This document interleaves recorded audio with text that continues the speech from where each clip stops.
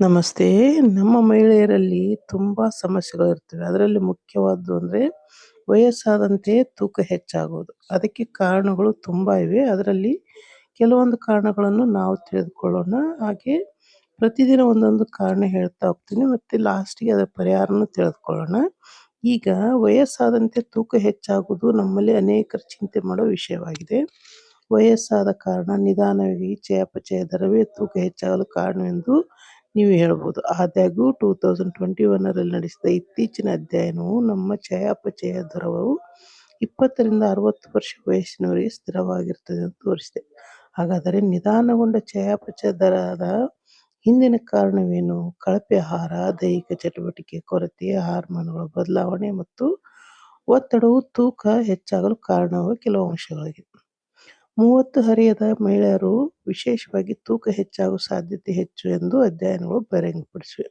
ಇದಲ್ಲದೆ ಬೆಳವಣಿಗೆ ಪ್ರಗತಿಶೀಲ ಕುಸಿತದಿಂದಾಗಿ ವಯಸ್ಸಿನಲ್ಲಿ ತೂಕ ಇಳಿಸುವುದು ಹೆಚ್ಚು ಸವಾಲಿನದಾಗಿರುತ್ತದೆ. ಹೆಚ್ಚಿನ ಮಹಿಳೆಯರಿಗೆ ತೂಕ ಹೆಚ್ಚಾಗುವ ವಿಶಿಷ್ಟ ಪ್ರದೇಶಗಳು ಸೊಂಟ, ತೋಳುಗಳು ಮತ್ತು ತೊಡೆಗಳು. ಆದರೆ ಇತರೆ ಹೊಟ್ಟೆ ಮತ್ತು ಎದೆಯಲ್ಲಿ ಇದನ್ನು ಅನುಭವಿಸಬಹುದು. ವಯಸ್ಸಾದಂತೆ ಮಹಿಳೆಯರ ತೂಕ ಹೆಚ್ಚಾಗಲು ಹಲವು ಕಾರಣಗಳಿವೆ. ಅದರಲ್ಲಿ ಇವತ್ತು ಒಂದು ತಿಳಿದುಕೊಳ್ಳೋಣ. ಕಳಪೆ ಆಹಾರ ಮತ್ತು ದೈನಂದಿನ ಚಟುವಟಿಕೆ ಕೊರತೆ. ಹೆಚ್ಚಿನ ತೂಕ ಹೆಚ್ಚಾಗಲು ಮುಖ್ಯ ಕಾರಣ ನಮ್ಮ ಆಹಾರ ಮತ್ತು ಜಡ ಜೀವನ ಶೈಲಿ. ನಾವು ಕುಳಿತುಕೊಳ್ಳುವ ಸ್ಥಳದಲ್ಲಿ ಹೆಚ್ಚು ಸಮಯ ಕಳೆಯುವುದರಿಂದ ಮತ್ತು ದೈಹಿಕ ಚಟುವಟಿಕೆ ಕಡಿಮೆ ಸಮಯ ಇರುವುದರಿಂದ ನಮ್ಮ ದೈನಂದಿನ ಕ್ಯಾಲರಿ ಖರ್ಚು ಕಡಿಮೆ ಆಗುತ್ತೆ. ಉಳಿದ ಬಳಕೆಯಾಗದ ಶಕ್ತಿಯನ್ನು ನಂತರ ಕೊಬ್ಬಿನಂತೆ ಸಂಗ್ರಹಿಸಲಾಗುತ್ತದೆ. ಏಕೆಂದರೆ ಕೊಬ್ಬುಗಳು ಶಕ್ತಿಯ ಅತ್ಯಂತ ಪರಿಣಾಮಕಾರಿ ಮೂಲವಾಗಿದೆ.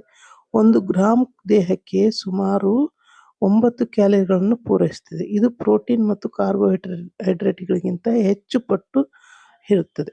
ಇದಲ್ಲದೆ ಇತ್ತೀಚಿನ ದಿನಗಳಲ್ಲಿ ನಮ್ಮ ಆಹಾರವು